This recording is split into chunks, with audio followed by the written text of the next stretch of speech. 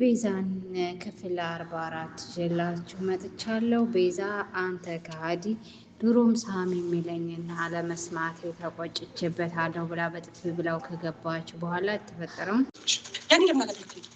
ምናልባት አንቺ ካላመንሽኝ ጨክነሽ ትተኛለሽ ብዬ አስቤ ነበር እና ከዚህ ሁሉ ጊዜ በኋላ ቤዛ ታምነኛለች ብለህ ነው የምታስበው? እባክሽን ቤዛ የመጨረሻ አንድ ድል ስጪኝ።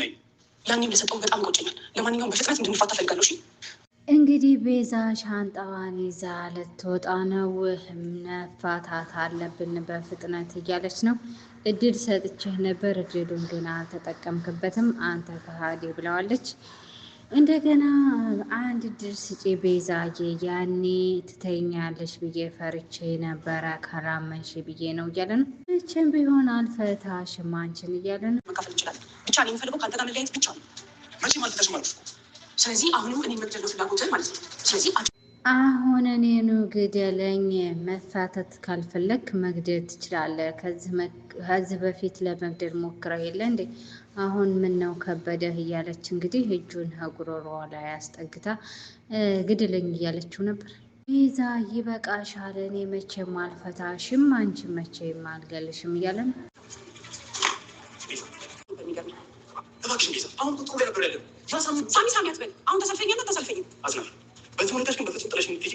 እንግዲህ ቤዛ እጄን ልቀቀው መሄድ እፈልጋለሁ ስትለው ሱራፌል እየጎተተ ወደ ክፍሏ ወሰዳት። ቤዛ አንድ እድል ብቻ ስጭኝ፣ ካሁን በኋላ የሚባክን እድል የለም እያለ ነው። ግን እሱ አንድ ደቂቃ ቢሆን አላባክንም እድሌን በቃኝ እያለችው ነው።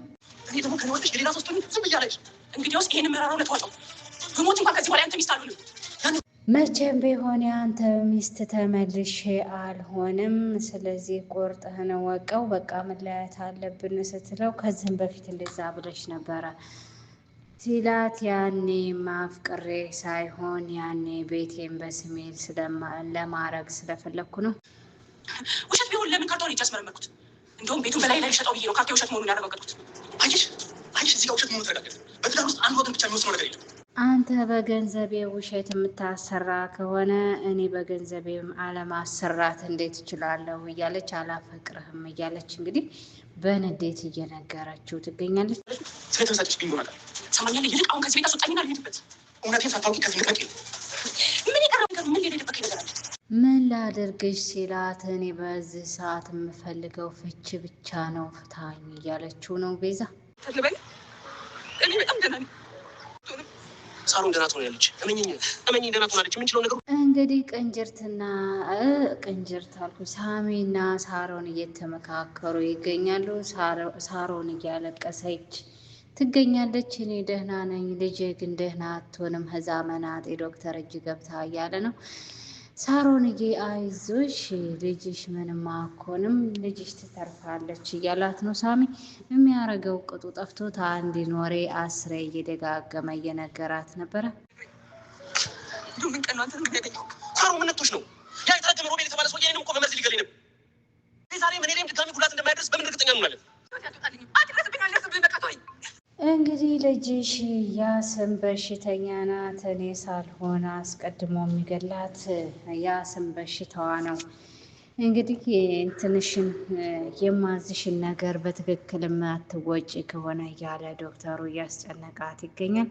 ከሳሚ ጎን በፍጹም ከሳሚ ጎን መታየት የለብሽም፣ ያለበለዚያ ግን በልጅሽ ፈርድሻል እያለ 150 ጊዜ በልጇ እየሀድዳት ይገኛል።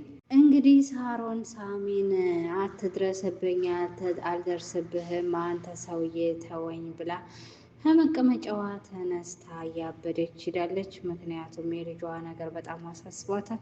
አረ ቤዛን የምመስል ቤተሰብ መንትያ እህቷ ናት መሰለኝ። ቤዛ ይቅርታ አድርግልኝ አንቺ ጋር ልኖር እያለ ቲጂ ጋር ተጋጭተው መድኃኒት ልገዛ እየወጣ ይሉላ እኔ ቤዛ አይደለሁም ስሜ ሉላ ነው ብላ ታረፈች። እውነትም ቁርጥ መንትያዋ ቤዛ ናት። ይቺ ግን ተበሳቁላ ያደገ ቤዛ፣ ያቺ ግን በቅንጦት የኖረ ቤዛ።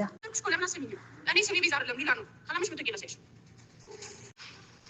ቤዛ እያሳለፍሽ ያለሽው ነገር ይገባኛል፣ ግን እኔ ልረዳሽ እችላለሁ። እንግዲህ መታወቂያዋን አውጥታም ስታሳያት ቤዛ እያለች ስታወራት ነበር። ቲጂ ግን የእሷ መንትያ ናት መሰል። ቁርጥ እሷን ነው ማለት ነው ቤተሰብ። እንግዲህ ቲጂ እውነትን ቤዛ መስላት፣ ቤዛ ደግሞ ምን አይነት ጨዋታ እየተጫወተኝ ነው? መከተል አለብኝ፣ ተከታትዬ የሚሆነውን ነገር ማወቅ አለብኝ እያለ ተከትላት ሄዳለች ማለት ነው። እንግዲህ ሳሚ አስሬ ለቤዛ እየደወለ ለምንድን ነው ስልክሽን የዘጋሽው ቤዛ እያለ ብቻውን እያወራ ግን ለምንድን ነው ቤዛን መተው ያልቻልኩት እያለ ብቻውን እያወራ ራሱን እየጠየቀ ይገኛል። ህሊናዬን እንዴት አድርጌ ተውል በለው? እቺ ምስኪን ልጅ ስትጎዳ ማየት ፋቅቶኝ እኮ እንዴት አድርጌ ህሊናዬን ተውል በለው?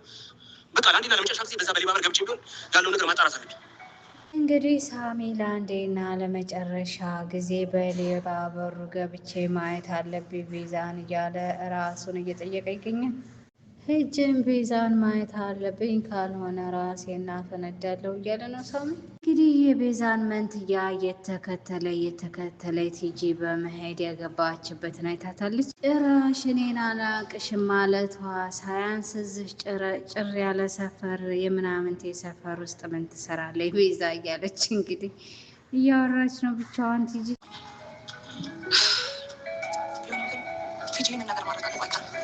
ጉድ ቲጂ ሰተት ብላ ሰው ቤት ቀስ ብላ ገብታለች። ከነ ቤዛ መንትያ ቤት ማለት ነው። ለነገሩ የጠፋችሁ ነው የሚባለው፣ ገና ለተወለደ ልጅ ሞት አይባልም። ሉላ የምትባለው የቤዛ መንትያ እንግዲህ አክስቷን ጉበት ነክቶታል መጠጡ እያለች ነው። ለምን ትጠጫለሽ ብሎ አለ። ለምን መጠጥ ትጠጫለሽ እያለቻት ነው። ግን እሷ መጠጥ ነው ቀለቤ እያለች ነው አክስቷ። ቆይ እኔ ምን አጎደልኩሽ? ከዚያም የምትፈልጊው ነገር እያደረግኩሽ አይደል? እኔ የምልሽ አረቄ እኮ ለሞት ጥሩ ነው ይባላል። ይሄን መድኃኒት ሰቅም ከመሆን አንድ የበሱን ድራሹን ማጥፎ አይሻልም? ስለዚህ እውነትም ለመሞት ቆርጠሽ ተነስተሻል ማለት ነው። ይሄን ኑሮ ብሎ ከመኖር ለመሞት መቁረጥ አይሻልም? እሺ አሁን ስራ ስለነፈለብኝ ቶሎ የሚደርስ ነገር ሰርቼ መድኃኒት ልጫሽ። ሉላን እንግዲህ የቤዛን መንትያ ወይ አረቄ ወይ ጠጅ ይዘሽልኝ አላለችም። እንደውም ምግብሽንም ሆነ መድኃኒትሽንም ልክች አደረግሽ። እስኪ ምን እንደምታመጫ ይሻል ዲነች እና ሲስተር ዘርፌ። ስለዚህ በድጋሚ ስራውን መስራት እንችላለን ማለት ነው። ምን አይነት ስራ? ድጋሚ የእሷን እምነት አግኝተሽ የቤዛ ቤት ልትገኝ ይፈልጋለሁ። ምን እያልክ ነው? እንግዲህ አሁንም ሳሮንን የቤዛን እምነት አግኝተሽ እዛ ቤት እንድገቢ ይፈልጋለሁ እያላት ነው። የፈለገ ብታቅድ አሁን ሱራፌልና ቤዛ በፍጹም ቤታቸው ውስጥ አያስገቡኝም እያለችው ነው። ታውቅሽ አንቺ ግን ለምንድን ማበሳጨት የምትፈልጊው? እሺ ምንድን ነው ቅድም እንደማይሆን ባውቅም መስማት ግን እንችላለን። ቤዛ ጋር ነገር ውሸት መሆኑን ትነግረታለሽ። እኔ ልጅሽን አግኝቼብሽ በግድ እንዳደረግሽ ትነግረታለሽ። አትልፋ፣ ይሄ በፍጹም አይሆንም። ገንዘብ እንደተቀበልኩት የተፈጠረው ሁሉንም ነገር ለሁሉም ነገር ያለው በቃ አሁን እኮ ቤዛ ውሸታም ሴት መሆኑን ያውቃለች። ይሄ የተረገመ ዶክተር አሁንም በልጇ ማስፈራራቱን ቀጥሏል። ለማይለው ነገር የለም። እንግዲህ ቲጂ የቤዛ መንትያ መከተሏን አላቆመችም። የቤዛ መንትያ ቶሎ ብትራመድም ቲጂም እየተራመደ ተከትላታለች። ለምን ይሄ ባይሳካ ከቤዛ ቤት መግባትሽ ባይሳካ ተደብቀሽ እንደ ሌባ መግባት አለብሽ። እኔ ከቤዛ ህይወት ውጭ ማንንም አልፈልግም እያለ ይሄ ዶክተር በጣም እንትን ብሏል። ገብቼ እንዴት ነው ከዚህ ልሰጣት የምችለው? መጀመሪያ ለመስጠት ዝግጁ ነሽ ወይ ነው ጥያቄ። ለማንኛውም ልጅ ለማግኘት ዝግጁ ስትሆኚ እንግዲህ ለመግደል ዝግጁ ነሽ ወይ ሲላት እውነት ለመናገር ዝግጁ አይደለሁም ስትለው ልጅሽ ለማግኘት ዝግጅት ስኮኝ ደውዪልኝ ብሎ ትቷት ልሄድ ሲል አይሸሽ ብላ ቁጭ ብላለች ማለት ነው። ምስኪን ሳሮን እኔ በህይወቴ እንዳንቺ በጊዜ የቀለደብኝ ሰው የለም። ቆይ ግን አንተ ልጅ አለክ? እኔ ራሴ ልጅ ነኝ። የነዛ የምስኪን የእናትና የአባቴ ልጅ በግፍ ተገለው ንብረታቸው የተወሰደባቸው የእነሱ ልጅ ነኝ። ስለዚህ ልጅ የለም ማለት ነው። እንግዲህ ልጅ ቢኖርህ ኑሮ የልጅን ስታቀው ነበር፣ ግን አንተ ልጅ የለም እያለ ምስኪን በጣም ታሳዝናለች ሳሮን። ይሄ የመጨረሻ እድልሽ ነው ሳሮን፣ እንደዚህ ቀደሙ ስህተት እንዲፈጠር አልፈልግም ብሏታል ሮቤል። እንግዲህ የቤዛ መንትያ ስትከተላት የነበረችው የምትሰራው መስተንግዶ ቤት ነው። አሁንም ቲጂ ያመነችው ቤዛ እንደሆነች ነው ማለት ነው።